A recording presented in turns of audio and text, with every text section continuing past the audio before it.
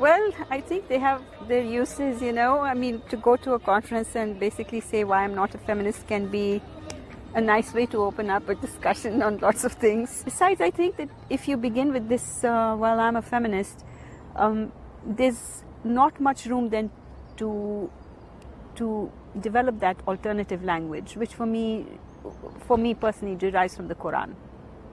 And the Quran is not a feminist text. And I'm not going to be an apologist and read feminism into the Quran. But what I do argue is that the Quran provides a certain framework, an epistemological, ontological framework, within which we can theorize radical sexual equality. Basically meaning, if the Quran teaches that women and men are ontologically from the same self, same nafs, it completely changes the way in which Muslims in particular are used to thinking about women as having a secondary status, that she was taken from the man's rib. There is no such narrative in the Quran. And more importantly for me, the fact that the Quran doesn't masculinize God, doesn't engender God, doesn't patriarchalize God. In other words, we are told that God is uncreated and hence unlike anything. So God is beyond sex and gender. So that kind of, I call it an anti-patriarchal view of God. And if God cannot be patriarchalized, then I feel like the Quran, which is God's speech, also should not be patriarchalized. But is this also an important distinction within the Abrahamic religions or the religions of the book between Islam at one side and Christianity at the other side? Because in many of your references to Christianity, that sex is connected often to the mortal sin, and Islam doesn't know a mortal sin. No. Could you elaborate on that?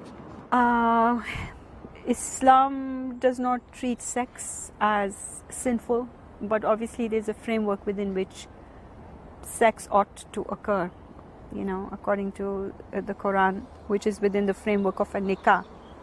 Of? Nikah, between a woman and a man. And I guess we render it as marriage in this sense. So there's a framework within which, legitimate sex is supposed to occur. But the Quran acknowledges that it is joyful, it's not just for procreation, and there is no demonizing of the woman, for example, in the Quran for being a sexual being. In fact, there's this wonderful passage in the Quran which says that we have created you one from another so that you might dwell with each other in love and mercy. And the word that's used is actually sukoon. And according to Mustansir Mir, who's written this directory of Quranic terms, he says sukoon is something like sexual fulfillment, a kind of mental peace deriving from sexual fulfillment. So many people say Islam is a sex-positive religion. There is not that demonization of sex.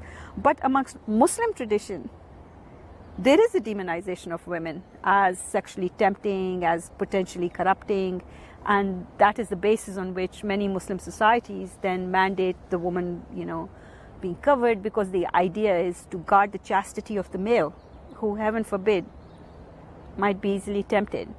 And so it's all the fault of the woman. Now, the fact is that in the scripture itself, there's absolutely nothing like that.